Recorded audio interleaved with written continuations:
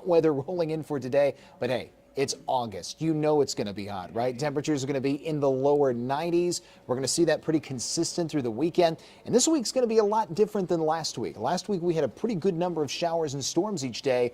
This week, not so much. Showers, they're going to be out there, but very few spots are going to end up picking them up between now and the weekend. So if you're a fan of dry, hot weather, you're going to like the pattern we've got this week. If you miss any part of the video, feel free to go back and rewatch it. So let's jump in and start talking about what is going to be happening for this first full week of August. We check things out on the storm tracker, and it's dry. We do have north wind flow, which isn't very common for August. We will see south winds coming back later today. Highs will be in the 90s. You can see all the showers are way offshore, but still with the heating of the day, a few are going to pop up, but the rain coverage will be about 10% each day through the weekend. And that basically means that any one location has a 1 in 10 shot of dealing with a shower or a thunderstorm. Lightning's still the biggest danger, and if you hear thunder roar, go indoors. What about Isaias? Well, that thing made landfall last night around Wilmington, North Carolina, as a Category 1 hurricane with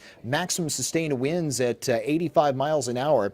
This loop is 12 hours, and you can just see how quickly that thing is moving up the eastern seaboard. It's a tropical storm, and it's just still causing a lot of problems from D.C. to New York, and anyone along and east to the center dealing with a tornado threat. You still got tornado watch boxes up for from D.C. to New York. Those are spots in the country that don't typically have major tornado threats, but they do today because of Isaias. The maximum sustained winds are at 70. And look how fast it's moving to the north-northeast at 35 miles per hour. And the center is located between D.C.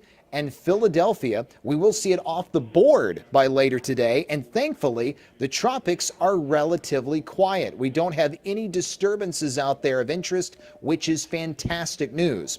Now, what about the dry air that's over us? Well, notice by the end of the week and into the weekend, the moist air, the humid air, it comes pushing back in, so our humidity goes up this weekend, and that will contribute to a higher number of showers and storms coming back. So if you want a bigger number of scattered storms, we'll get that opportunity once we move forward into the weekend and into next week. So here's how the day planner looks. We'll be in the 90s already by midday today. Isolated storm, we might see one by about 3 o'clock.